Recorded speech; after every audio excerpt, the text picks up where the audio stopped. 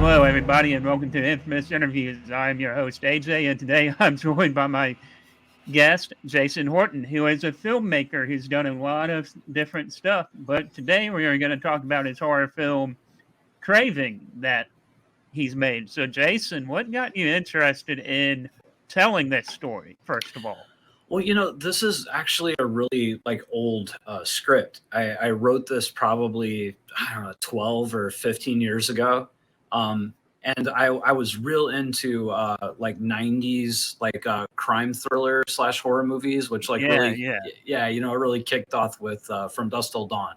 So I was a huge fan of that, and I really liked stuff where you had people characters that were criminals, so they're living outside of society's bounds, and then I liked the fact that they end up in situations where they can't rely on that society to help them out.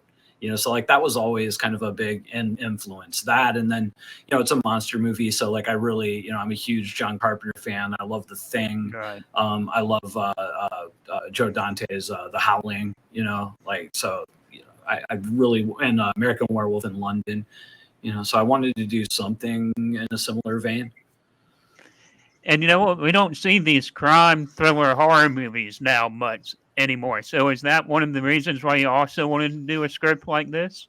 Oh, totally. Because I was I was such a huge fan of From Dusk Till Dawn, and I just really liked seeing the criminals out of their element, and yeah, you don't see a lot of it. And I also, sometimes people say that, a lot of your influences are, depending on your age, like when you came of age. So, I was between, 18 and, 25 in the 90s. So that's where a lot of my tastes come from. So the movie has a very 90s flavor, all the way to the fact that I, set the movie in the 90s. Right, and I really appreciated that as well. Now, how did the casting for Craving all come together? Because the female leads are just fantastic across the board in this film as well. Yeah, totally. So, with a lot of lower budget movies, and I suppose even bigger budget movies, people tend to cast people they've worked with or that they know or they're comfortable with. One of the things on micro budget movies is, everything, time wise becomes really precious. So, the more you can take away, question marks, like, is this person going to be difficult? Is this person going to be able to handle the part? So you tend to work with people that you've worked with or that, but, it's a mix on Craving. But, yeah, and I also tend to, at least in my writing, and I know it's weird being a, white male saying this, but I like writing for female characters. So I tend to populate my movies a little more on the female side. The new one that I'm getting ready to do is probably 85% female.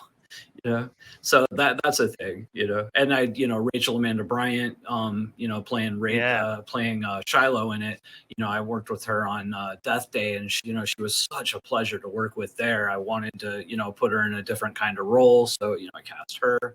Holly Rockwell, who played Gail. She was the production designer on Death Day as well. And oh, wow. She played a couple of small roles, like she was a zombie and stuff, but I knew she was a really good actress, and I'd actually talked with her about Craving way back then. It was 2017, and we, at that point, we just didn't get the movie going. And then when it came time to recast now, I thought of her again, and luckily she did it. And how did the investing process go in this for this getting made? If you feel comfortable talking about it. Totally. So it was probably 80% crowdfunded. So we raised I think $64,000 in our initial crowdfunder, and then we did a post. Oh, wow. Yeah, it was good. And then we did a post-production campaign that raised another 5 or 6. So it was around 70,000 from crowdfunding, and then there was maybe another 20 to 25 in equity financing. And for me, people always say, "What's the secret to raising money?" And I think most of the time it doesn't necessarily come down to the projects as much as it is about the filmmakers making them. I had a mentor once. Right, yeah. I had a mentor once tell me, as an investor is like I invest in people more so than the ideas or the projects themselves. So I kind of think, because I'm affable, I run a YouTube channel, I help other filmmakers, I think that contributed a lot to the success of that campaign. And one of the major reasons, to be really honest, that I crowdfunded this is it is an unusual movie. So when you go into marketing or sales, you're like, how do you sell this movie? Because it really is a crime thriller for the first 45 minutes, and then it becomes a horror movie. But you're trying to kind of sell it as a horror movie, but our horror audience is going to accept that today or not. It was kind of a question mark. That's the thing as well. Like this horror community now is like they don't like it when you mix a whole lot of different genres into horror now. Exactly. So it was kind of a risky proposition. And if I had been, traditionally raising funds for this, and, the movie cost close to $100,000, would that have been a sound investment in this particular market? I'm not 100%. So I chose to go crowdfunding with it.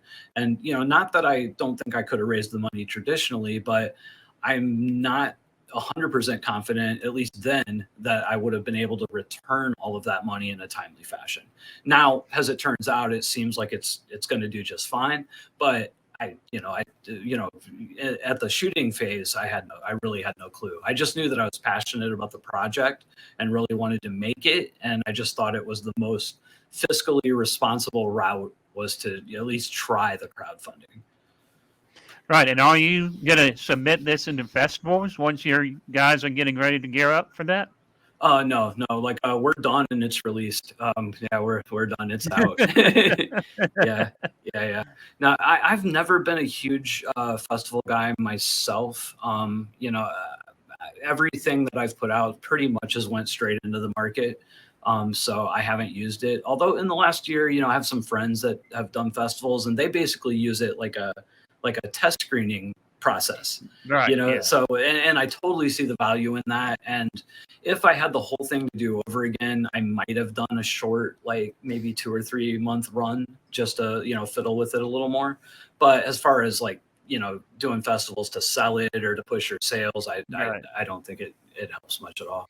Because not only that, not everybody that is a fan of your work is going to be at the festival as well, because most of us can't really make it out to every festival that's out there.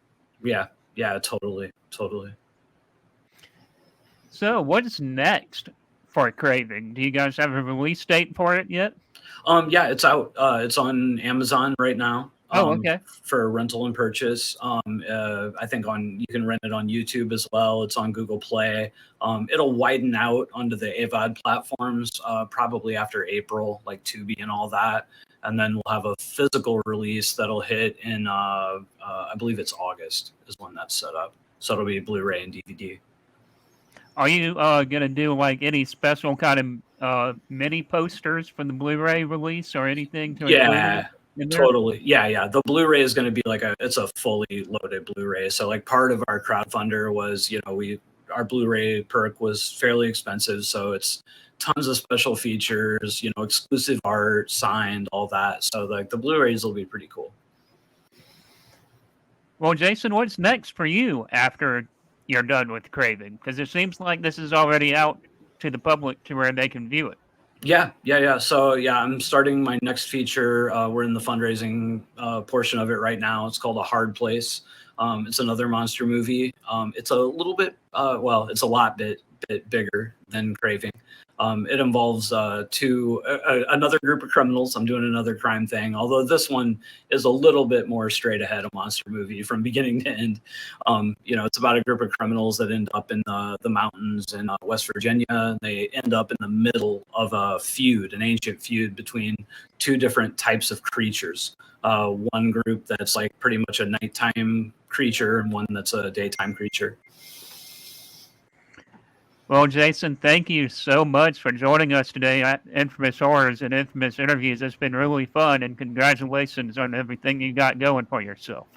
Awesome. Thanks, man. Thank you. Have a good day, Jason. You too.